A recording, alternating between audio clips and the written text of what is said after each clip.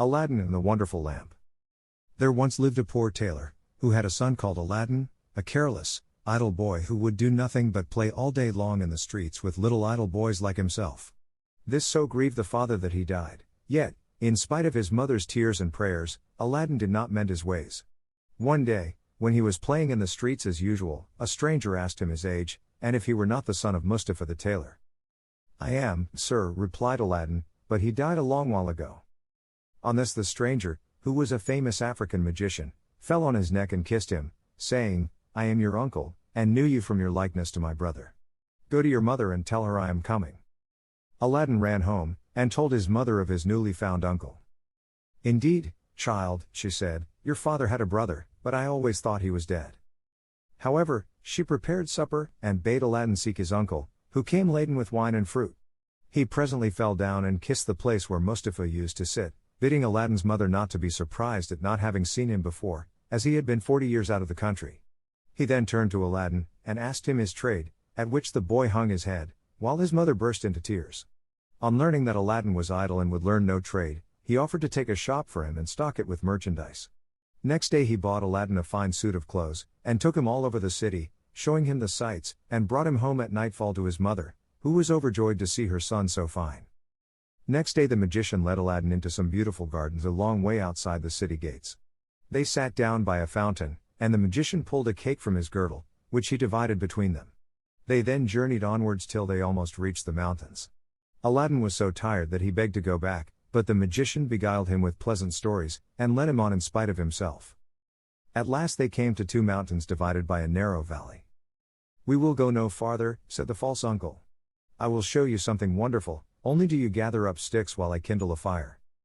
When it was lit the magician threw on it a powder he had about him, at the same time saying some magical words.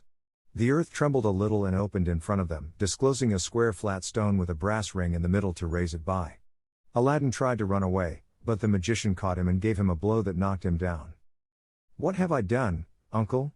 he said piteously, whereupon the magician said more kindly, "Fear nothing, but obey me. Beneath this stone lies a treasure which is to be yours, and no one else may touch it, so you must do exactly as I tell you." At the word treasure, Aladdin forgot his fears, and grasped the ring as he was told, saying the names of his father and grandfather. The stone came up quite easily and some steps appeared. "Go down," said the magician. "At the foot of those steps you will find an open door leading into 3 large halls. Tuck up your gown and go through them without touching anything, or you will die instantly. These halls lead into a garden of fine fruit trees. Walk until you come to a niche in a terrace where stands a lighted lamp. Pour out the oil it contains and bring it to me." He drew a ring from his finger and gave it to Aladdin, bidding him prosper. Aladdin found everything as the magician had said, gathered some fruit off the trees, and, having got the lamp, arrived at the mouth of the cave. The magician cried out in a great hurry, "Make haste and give me the lamp." This Aladdin refused to do until he was out of the cave. The magician flew into a terrible passion, and throwing some more powder on the fire, he said something, and the stone rolled back into its place. The magician left Persia forever, which plainly showed that he was no uncle of Aladdin's, but a cunning magician who had read in his magic books of a wonderful lamp, which would make him the most powerful man in the world. Though he alone knew where to find it, he could only receive it from the hand of another. He had picked out the foolish Aladdin for this purpose, intending to get the lamp and kill him afterwards. For 2 days Aladdin remained in the dark, crying and lamenting. At last he clasped his hands in prayer, and in so doing rubbed the ring, which the magician had forgotten to take from him. Immediately an enormous and frightful genie rose out of the earth, saying, "What wouldst thou with me? I am the slave of the ring, and will obey thee in all things." Aladdin fearlessly replied, "Deliver me from this place." Whereupon the earth opened, and he found himself outside. As soon as his eyes could bear the light he went home, but fainted on the threshold. When he came to himself he told his mother what had passed, and showed her the lamp and the fruits he had gathered in the garden, which were in reality precious stones. He then asked for some food. "Alas, child," she said, "I have nothing in the house, but I have spun a little cotton and will go and sell it." Aladdin bade her keep her cotton, for he would sell the lamp instead. As it was very dirty she began to rub it, that it might fetch a higher price. Instantly a hideous genie appeared, and asked what she would have. She fainted away, but Aladdin, snatching the lamp, said boldly, "Fetch me something to eat." The genie returned with a silver bowl, 12 silver plates containing rich meats, 2 silver cups, and 2 bottles of wine. Aladdin's mother, when she came to herself, said, "Whence comes this splendid feast?" "Ask not, but eat," replied Aladdin. So they sat at breakfast till it was dinner time, and Aladdin told his mother about the lamp. She begged him to sell it, and have nothing to do with devils. "No," said Aladdin, "since chance has made us aware of its virtues, we will use it and the ring likewise, which I shall always wear on my finger." When they had eaten all the genie had brought, Aladdin sold one of the silver plates, and so on till none were left. He then had recourse to the genie, who gave him another set of plates, and thus they lived for many years. One day Aladdin heard an order from the Sultan proclaim that everyone was to stay at home and close his shutters while the princess, his daughter, went to and from the bath. Aladdin was seized by a desire to see her face, which was very difficult, as she always went veiled. He hid himself behind the door of the bath, and peeped through a chink. The princess lifted her veil as she went in, and looked so beautiful that Aladdin fell in love with her at first sight. He went home so changed that his mother was frightened. He told her he loved the princess so deeply that he could not live without her, and meant to ask her in marriage of her father. His mother, on hearing this, burst out laughing, but Aladdin at last prevailed upon her to go before the Sultan and carry his request. She fetched a napkin and laid in it the magic fruits from the enchanted garden, which sparkled and shone like the most beautiful jewels. She took these with her to please the Sultan, and set out, trusting in the lamp. The Grand Vizier and the Lords of Council had just gone in as she entered the hall and placed herself in front of the Sultan. He, however, took no notice of her. She went every day for a week, and stood in the same place. When the council broke up on the 6th day, the Sultan said to his vizier, "I see a certain woman in the audience chamber every day carrying something in a napkin. Call her next time, that I may find out what she wants." Next day, at a sign from the vizier, she went up to the foot of the throne, and remained kneeling till the Sultan said to her, "Rise, good woman, and tell me what you want." She hesitated, so the Sultan sent away all but the vizier, and bade her speak freely, promising to forgive her beforehand for anything she might say. She then told him of her son's violent love for the princess. "I prayed him to forget her," she said, "but in vain. He threatened to do some desperate deed if I refused to go and ask your majesty for the hand of the princess. Now I pray you to forgive not me alone, but my son Aladdin." The Sultan asked her kindly what she had in the napkin, whereupon she unfolded the jewels and presented them. He was thunderstruck, and turning to the vizier said, "What sayest thou? Ought I not to bestow the princess on one who values her at such a price?" The vizier, who wanted her for his own son, begged the Sultan to withhold her for 3 months, in the course of which he hoped his son would contrive to make him a richer present. The Sultan granted this, and told Aladdin's mother that, though he consented to the marriage, she must not appear before him again for 3 months. Aladdin waited patiently for nearly 3 months, but after 2 had elapsed, his mother, going into the city to buy oil, found everyone rejoicing, and asked what was going on. "Do you not know," was the answer, "that the son of the Grand Vizier is to marry the Sultan's daughter tonight?"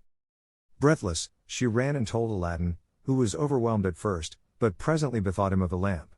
He rubbed it, and the genie appeared, saying, "What is thy will?" Aladdin replied, "The Sultan, as thou knowest, has broken his promise to me, and the vizier's son is to have the princess. My command is that tonight you bring hither the bride and bridegroom." "Master, I obey," said the genie.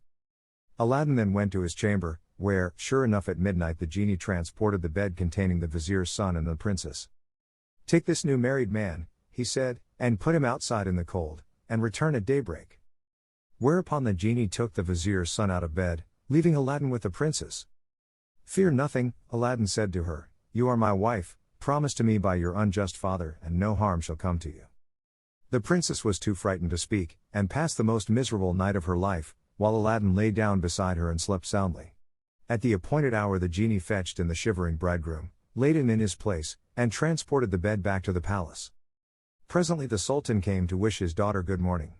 The unhappy vizier's son jumped up and hid himself, while the princess would not say a word, and was very sorrowful. The Sultan sent her mother to her, who said, "How comes it, child, that you will not speak to your father? What has happened?" The princess sighed deeply, and at last told her mother how, during the night, the bed had been carried into some strange house, and what had passed there. Her mother did not believe her in the least, but bade her rise and consider it an idle dream. The following night exactly the same thing happened, and next morning, on the princess's refusing to speak, the Sultan threatened to cut off her head. She then confessed all, bidding him ask the vizier's son if it were not so. The Sultan told the vizier to ask his son, who owned the truth, adding that, dearly as he loved the princess, he had rather die than go through another such fearful night, and wished to be separated from her. His wish was granted, and there was an end of feasting and rejoicing. When the 3 months were over, Aladdin sent his mother to remind the Sultan of his promise. She stood in the same place as before, and the Sultan, who had forgotten Aladdin, at once remembered him, and sent for her. On seeing her poverty, the Sultan felt less inclined than ever to keep his word, and asked the vizier's advice, who counseled him to set so high a value on the princess that no man living could come up to it. The Sultan then turned to Aladdin's mother, saying, "Good woman, a sultan must remember his promises, and I will remember mine, but your son must first send me 40 basins of gold brimful of jewels, carried by 40 black slaves, led by as many white ones, splendidly dressed. Tell him that I await his answer." The mother of Aladdin bowed low and went home, thinking all was lost. She gave Aladdin the message, adding, "He may wait long enough for your answer." "Not so long, mother, as you think," her son replied. "I would do a great deal more than that for the princess." He summoned the genie, and in a few moments the 80 slaves arrived, and filled up the small house and garden. Aladdin made them set out to the palace, 2 and 2, followed by his mother. They were so richly dressed, with such splendid jewels in their girdles, that everyone crowded to see them and the basins of gold they carried on their heads. They entered the palace, and, after kneeling before the Sultan, stood in a half-circle round the throne with their arms crossed, while Aladdin's mother presented them to the Sultan. He hesitated no longer, but said, "Good woman, return and tell your son that I wait for him with open arms." She lost no time in telling Aladdin, bidding him make haste. But Aladdin first called the genie. "I want a scented bath," he said, "a richly embroidered habit, a horse surpassing the Sultan's, and 20 slaves to attend me. Besides this, 6 slaves, beautifully dressed, to wait on my mother, and lastly, 10,000 pieces of gold in 10 purses." No sooner said than done. Aladdin mounted his horse and passed through the streets, the slaves strewing gold as they went. Those who had played with him in his childhood knew him not, he had grown so handsome. When the Sultan saw him, he came down from his throne, embraced him, and led him into a hall where a feast was spread, intending to marry him to the princess that very day. But Aladdin refused, saying, "I must build a palace fit for her," and took his leave. Once home, he said to the genie, "Build me a palace of the finest marble, set with jasper, agate, and other precious stones. In the middle you shall build me a large hall with a dome, its 4 walls of massy gold and silver, each side having 6 windows, whose lattices, all except one, which is to be left unfinished, must be set with diamonds and rubies. There must be stables and horses and grooms and slaves, go and see about it." The palace was finished by next day, and the genie carried him there and showed him all his orders faithfully carried out, even to the laying of a velvet carpet from Aladdin's palace to the Sultan's. Aladdin's mother then dressed herself carefully, and walked to the palace with her slaves, while he followed her on horseback. The Sultan sent musicians with trumpets and cymbals to meet them, so that the air resounded with music and cheers. She was taken to the princess, who saluted her and treated her with great honor. At night the princess said goodbye to her father, and set out on the carpet for Aladdin's palace, with his mother at her side, and followed by the 100 slaves. She was charmed at the sight of Aladdin, who ran to receive her. "Princess," he said, "blame your beauty for my boldness if I have displeased you." She told him that, having seen him, she willingly obeyed her father in this matter. After the wedding had taken place, Aladdin led her into the hall, where a feast was spread, and she supped with him, after which they danced till midnight. Next day Aladdin invited the Sultan to see the palace. On entering the hall with the 24 windows, with their rubies, diamonds, and emeralds, he cried, "It is a world's wonder. There is only one thing that surprises me. Was it by accident that one window was left unfinished?" "No, sir, by design," returned Aladdin. "I wished your majesty to have the glory of finishing this palace." The Sultan was pleased, and sent for the best jewelers in the city. He showed them the unfinished window, and bade them fit it up like the others. "Sir," replied their spokesman, "we cannot find jewels enough." The Sultan had his own fetched, which they soon used, but to no purpose, for in a month's time the work was not half done. Aladdin, knowing that their task was vain, bade them undo their work and carry the jewels back, and the genie finished the window at his command. The Sultan was surprised to receive his jewels again and visited Aladdin, who showed him the window finished. The Sultan embraced him, the envious vizier meanwhile hinting that it was the work of enchantment. Aladdin had won the hearts of the people by his gentle bearing. He was made captain of the Sultan's armies, and won several battles for him, but remained modest and courteous as before, and lived thus in peace and content for several years.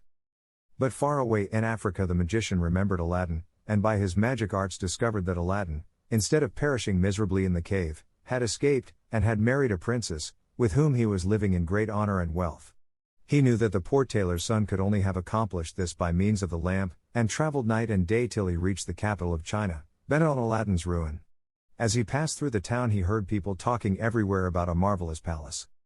"Forgive my ignorance," he asked, "what is this palace you speak of?" "Have you not heard of Prince Aladdin's palace?" was the reply, "the greatest wonder of the world? I will direct you if you have a mind to see it." The magician thanked him who spoke, and having seen the palace knew that it had been raised by the genie of the lamp, and became half mad with rage. He determined to get hold of the lamp, and again plunge Aladdin into the deepest poverty.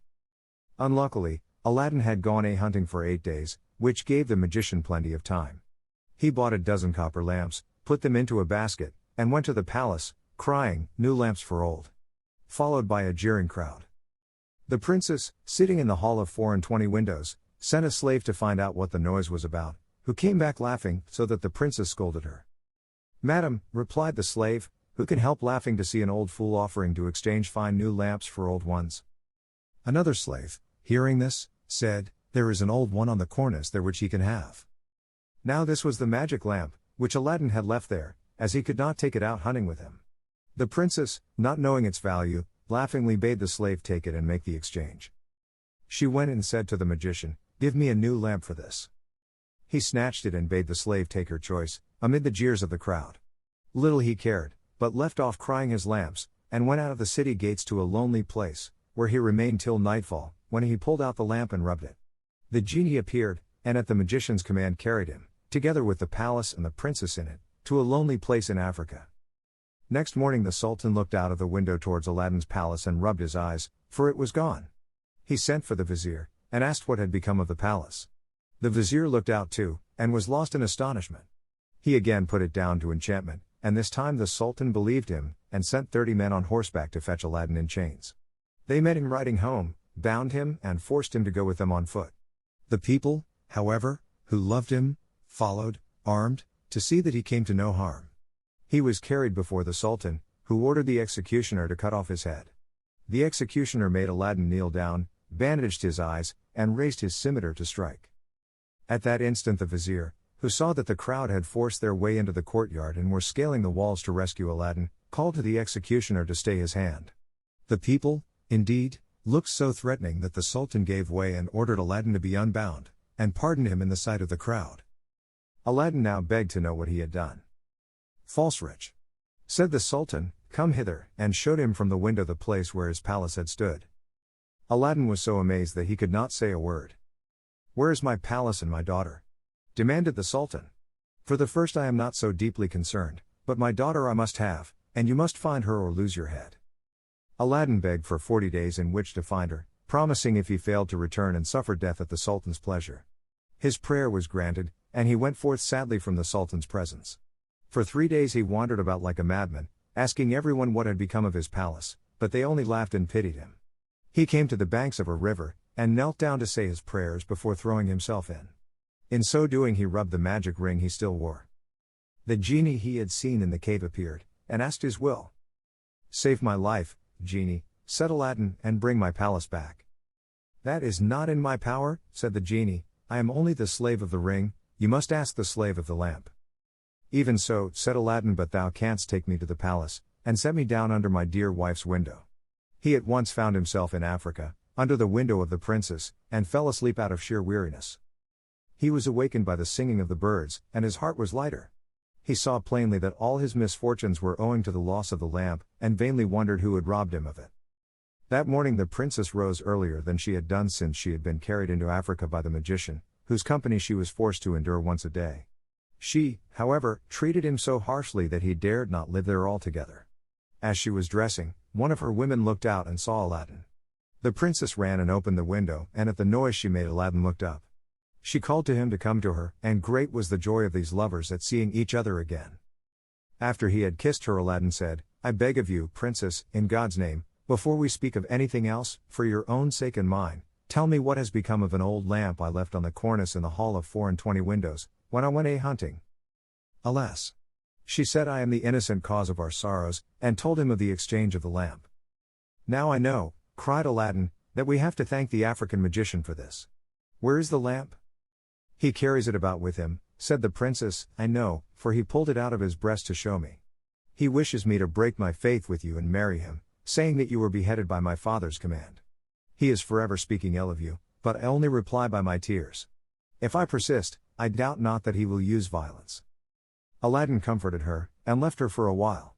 He changed clothes with the first person he met in the town, and having bought a certain powder returned to the princess, who let him in by a little side door.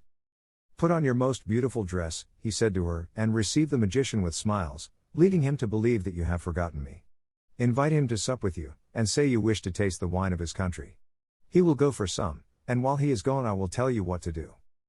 She listened carefully to Aladdin, and when he left her arrayed herself gaily for the first time since she left China. She put on a girdle and headdress of diamonds, and seeing in a glass that she looked more beautiful than ever, received the magician, saying to his great amazement, I have made up my mind that Aladdin is dead, and that all my tears will not bring him back to me, so I am resolved to mourn no more, and have therefore invited you to sup with me, but I am tired of the wines of China, and would fain taste those of Africa. The magician flew to his cellar, and the princess put the powder Aladdin had given her in her cup. When he returned she asked him to drink her health in the wine of Africa, handing him her cup in exchange for his as a sign she was reconciled to him. Before drinking the magician made her a speech in praise of her beauty, but the princess cut him short saying, Let me drink first, and you shall say what you will afterwards. She set her cup to her lips and kept it there, while the magician drained his to the dregs and fell back lifeless. The princess then opened the door to Aladdin, and flung her arms round his neck, but Aladdin put her away, bidding her to leave him, as he had more to do. He then went to the dead magician, took the lamp out of his vest, and bade the genie carry the palace and all in it back to China. This was done, and the princess in her chamber only felt 2 little shocks, and little thought she was at home again. The sultan, who was sitting in his closet, mourning for his lost daughter, happened to look up, and rubbed his eyes, for there stood the palace as before. He hastened thither, and Aladdin received him in the hall of the 24 windows, with the princess at his side. Aladdin told him what had happened, and showed him the dead body of the magician, that he might believe. A 10 days feast was proclaimed, and it seemed as if Aladdin might now live the rest of his life in peace, but it was not to be. The African magician had a younger brother, who was, if possible, more wicked and more cunning than himself. He traveled to China to avenge his brother's death, and went to visit a pious woman called Fatima, thinking she might be of use to him. He entered her cell and clapped a dagger to her breast, telling her to rise and do his bidding on pain of death. He changed clothes with her, colored his face like hers, put on her veil and murdered her, that she might tell no tales. Then he went towards the palace of Aladdin, and all the people, thinking he was the holy woman, gathered round him, kissing his hands and begging his blessing. When he got to the palace there was such a noise going on round him that the princess bade her slave look out of the window and ask what was the matter. The slave said it was the holy woman, curing people by her touch of their ailments, whereupon the princess, who had long desired to see Fatima, sent for her. On coming to the princess the magician offered up a prayer for her health and prosperity. When he had done the princess made him sit by her, and begged him to stay with her always. The false Fatima, who wished for nothing better, consented, but kept his veil down for fear of discovery. The princess showed him the hall, and asked him what he thought of it. It is truly beautiful, said the false Fatima. In my mind it wants but one thing. And what is that? Said the princess. If only a roc's egg, replied he, were hung up from the middle of this dome, it would be the wonder of the world. After this the princess could think of nothing but a roc's egg, and when Aladdin returned from hunting he found her in a very ill humor. He begged to know what was amiss, and she told him that all her pleasure in the hall was spoilt for the want of a roc's egg hanging from the dome. If that is all, replied Aladdin, you shall soon be happy. He left her and rubbed the lamp, and when the genie appeared commanded him to bring a roc's egg. The genie gave such a loud and terrible shriek that the hall shook. Wretch! He cried, is it not enough that I have done everything for you, but you must command me to bring my master and hang him up in the midst of this dome? You and your wife and your palace deserve to be burnt to ashes, but this request does not come from you, but from the brother of the African magician whom you destroyed. He is now in your palace disguised as the holy woman whom he murdered. He it was who put that wish into your wife's head. Take care of yourself, for he means to kill you. So saying the genie disappeared. Aladdin went back to the princess, saying his head ached, and requesting that the holy Fatima should be fetched to lay her hands on it. But when the magician came near, Aladdin, seizing his dagger, pierced him to the heart. "What have you done?" cried the princess. "You have killed the holy woman." "Not so," replied Aladdin, "but a wicked magician," and told her of how she had been deceived. After this, Aladdin and his wife lived in peace. He succeeded the Sultan when he died, and reigned for many years, leaving behind him a long line of kings.